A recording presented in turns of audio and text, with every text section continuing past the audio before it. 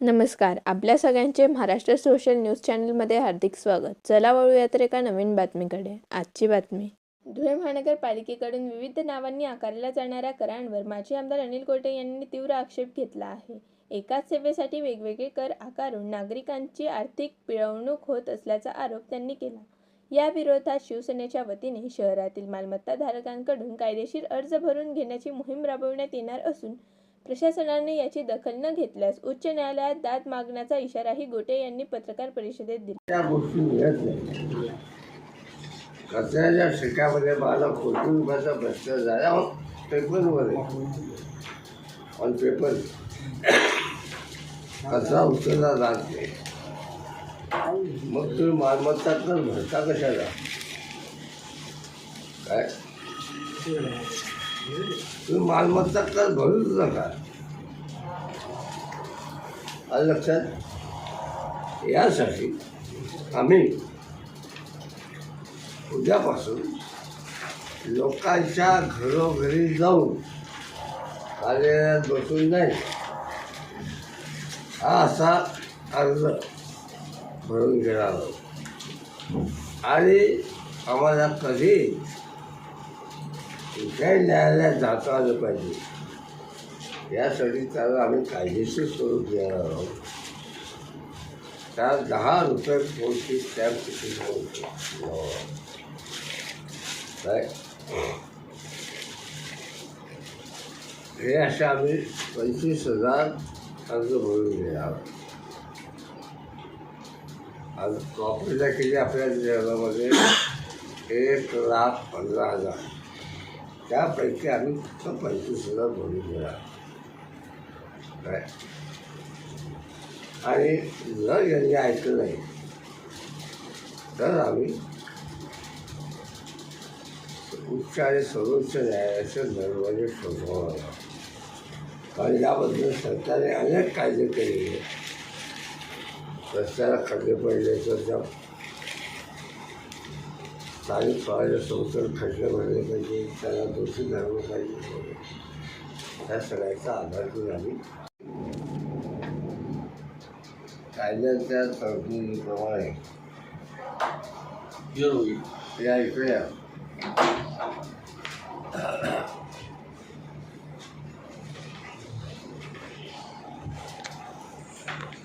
करला आकारता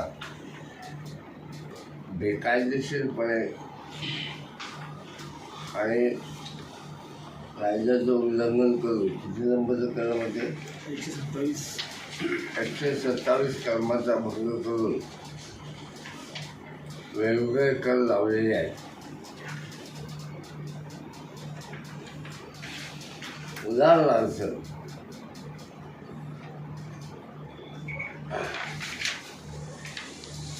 शिक्षणाची सोय गरिबांच्या मुलांना व्हावी यासाठी शिक्षण कर वसूल केला जातो. धुळे शहरामध्ये महानगरपालिकेची एकही शाळा चालू आहे. मग कशा शिक्षण कर वसूल करतात? एवढंच नाही, दुसरा पण शिक्षण कर.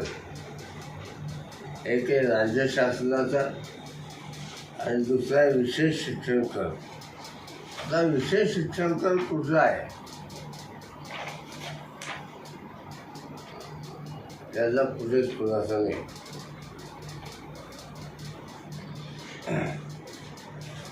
आता ज्यांनी जो नाले सफाईचा ठेका दिला आहे हा आतापर्यंत केवळ 25 लाखाचा होता. यावर्षी त्यांनी जो ठेका दिला आहे 2.5 कोटी रुपयाचा, म्हणजे 10 पट जास्त. नाले तर तेवढेच आहेत, लांबी तेवढीच आहे काय. मग कशाचं तुम्ही एवढं वाढवलं आहे? तर मला कळालेली माहिती अशी की पहिले 50 लाख ठरले होते, पण 1.5 कोटीचा ठेका झाला. तर 1.5 कोटीचा ठेका दीक्षित नावा जो कॉन्ट्रॅक्टर आहे त्याने घेतला, पण तो भाजपचा विरोधक आहे म्हणून तो रद्द केला आणि पुन्हा हे टेंडर करून 2.5 लाखाचा 2.5 कोटीचा केला. आता 2.5 कोटी आले कुठून, कशावरून काढले ती? आणि ही जी नाले सफाई आहे ही मुंबईच्या पेक्षा जास्त कठीण. मुंबईला काहीतरी काम केलेलं दाखवलं आहे,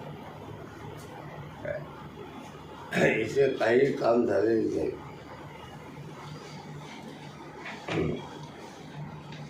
आणि ही सरळ सरळ नाले सफाई नसून तिजोरीची सफाई चालली आहे. जे काय आज राहिलं असेल शिल्लक उकड्या कापल्या तर खोदून काढायचा कार्यक्रम सुरू आहे. आता त्यांनी स्वच्छता कर आहे आपल्याकडे, त्यांनी नव्याने विशेष स्वच्छता कर हा एक लावला. मलप्रवाह सुविधा कर, आता स्वच्छता कर मध्येच येतो काय. आणि एवढंच नाही तर मलनिस्सारण कर.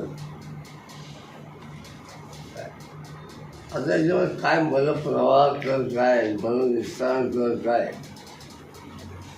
काय. धुळे शहराला एक दिवसाआड पाणी देऊ असं त्यांनी कितीतरी वेळा 100 वेळा बोलून सांगितले.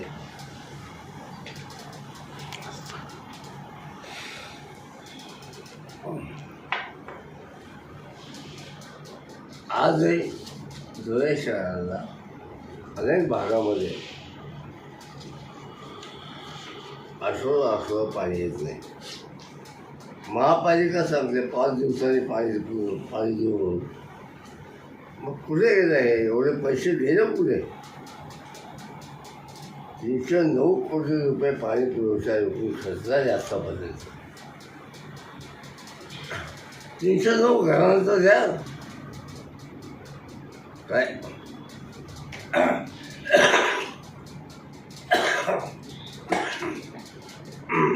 आता ही गोष्ट समजून घ्या. धुळे शहराला ज्यावेळेला 29 दिवस पाणी आलं नव्हतं त्यावेळीच्या परिस्थितीत आजकालच्या परिस्थितीमध्ये काय फरक आहे. त्यावेळेला अक्कलपाडा धरण नव्हतं, त्यावेळेला हरणामाळचा तलाव नव्हता, त्यावेळेला हे जे बॅरेजेस आहेत सुरवाडी बॅरेजेस ते झालेले नव्हते. आता तुम्ही जर विचार केला आजूबाजूच्या महानगरपालिका डोळ्यासमोर ठेवून तर आज जितका पाणीचा साठा धुळे शहराजवळ आहे महापालिका तेवढा साठा महाराष्ट्रातल्या कुठल्याही अवर्ग नगरपालिकेजवळ सुद्धा नाही. फक्त पालिका देत्या लोकांना काय. आता त्यांनी आकारली विशेष पाणीपट्टी. विशेष पाणीपट्टी काय आहे काय. अजून आकारल्या जललाभ कर. पाणीपट्टी जललाभ कर आता वेगळा वेगळा आहे का काय.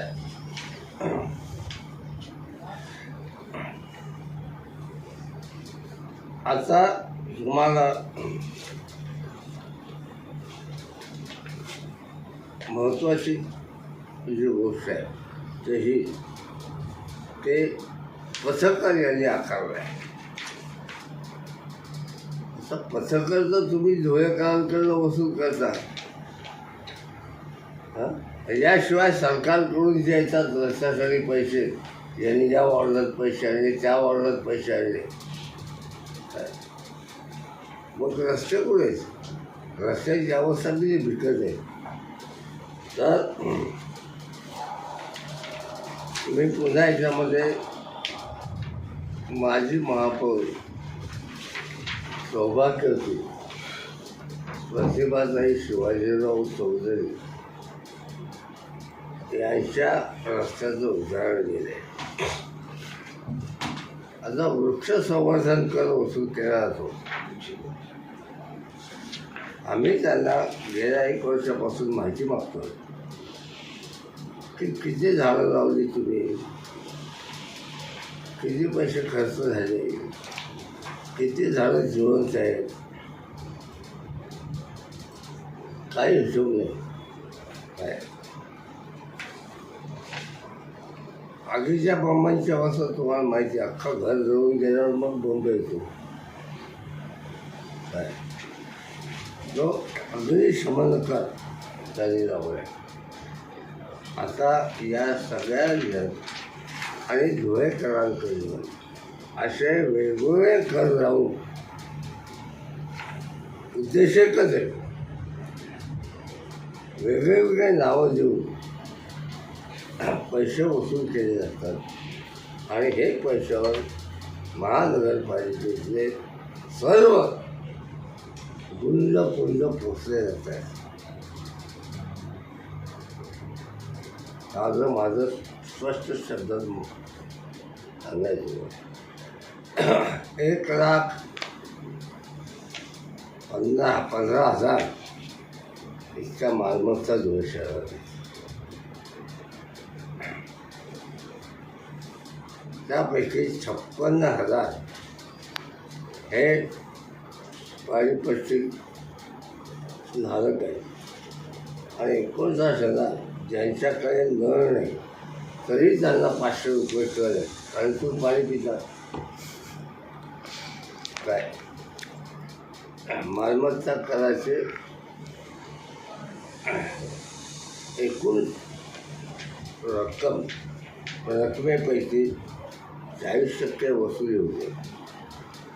77 कोटी जमा झाले.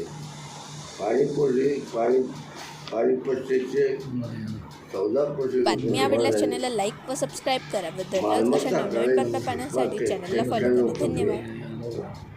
आता 191 कोटी रुपये थकबाकी असताना 151 कोटी. मग तुम्ही 150 कोटी रुपयाचं कर्ज कशाला घेतलं? ती वसुली करा ना. काय करतात महापालिकेचे कर्मचारी? हां एकूण 45 कोटी रुपये हे पाणीपट्टीची थकबाकी आहे. काय ते वसूल करत नाही.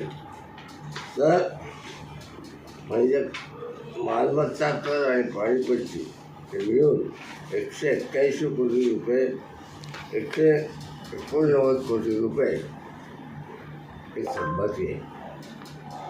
पण एवढी थकबाकी वसूल करण्याऐवजी तुम्ही कशा नवीन कर्ज घेतला? आपलेच पैसे लोकांकडे आहेत ना. आता याशिवाय तुम्हाला अजून सांगतो, याशिवाय 81 कोटी 41,10,000 रुपये हे ऑप्टिकल फायबर कंपन्यांकडे.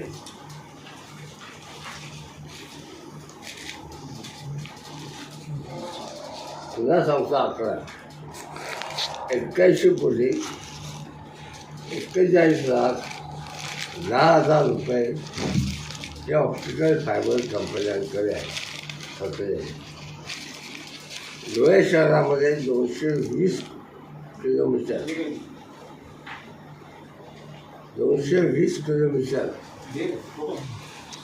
ऑप्टिकल फायबर लाईन टाकलेली आहे. त्यापैकी किती असे वसूल केले त्यांनी? फक्त 4 किलोमीटर. काय आम्ही जर सांगतो तुम्हाला ऑप्टिकल फायबरमध्ये फार मोठा मुद्दा आहे. स्वतः आयुक्तांनी पत्र देऊन सांगितलं आहे, इकडे जे हो सगळं आयुक्तांनी पत्र देऊन सांगितलं आहे की तुम्ही फ्रॉड केला आहे, हेच डॉक्युमेंट दिले, मग तुम्ही त्यावर क्रिमिनल केस काय दाखल करत काय? असे अनेक उदाहरणं आहेत. बातमी आवडल्यास चॅनलला लाईक व सबस्क्राईब करा व दररोज अशा नवनवीन बातम्या पाहण्यासाठी चॅनलला फॉलो करा. धन्यवाद.